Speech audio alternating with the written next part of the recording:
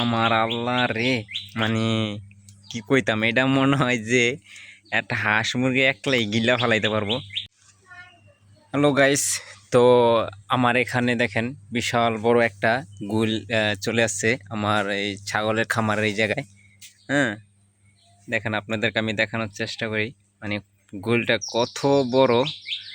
আমার আল্লাহ রে, মানে কি কইতাম, এটা মনে হয় যে একটা হাঁস মুরগি একলাই গিলা ফেলাইতে পারবো, মানে এমন পরিমাণ এটা বড় হয়ে গেছে। তো এটা যেখান থেকে যাইতেছে এখানে আমার জালের বেড়া দেওয়া আছে, তো ওইখান দেওয়ায় যাইতে পারবে না গুলটা।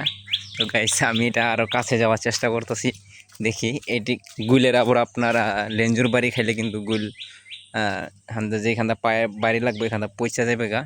তো এটা এখন পানিতে চলে গেল গুলটা। গাইস আল্লাহ জানে এটা মাছ খাইলে কি পরিমাণ মাছ খেয়ে ফেলবে। আইও শালা ডুব দিয়েছে, তো এখন এটা কি আর উঠবে কিনা। এখন ডুবদান কই যাইব এটা নিজেও জানতেছি না, আমার ওই ভয় লাগতেছে নাকি আবার উপরে চলে আসে। তো আমি নৌকার মধ্যে উঠে যাই, দেখি এটা কই চলে যায় একটা ডুবে। এটা মনে হয় ডুব দিয়ে এখানে বসে থাকবে, এটা মনে হয় উঠবো না আর সম্ভবত। এটা এই যে এখানটা ডুব দিছে, এখন কোথায় যে চলে গেল আর দেখতে পাচ্ছি না।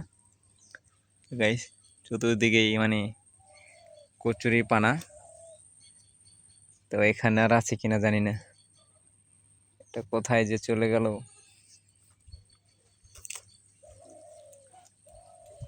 আইয়ো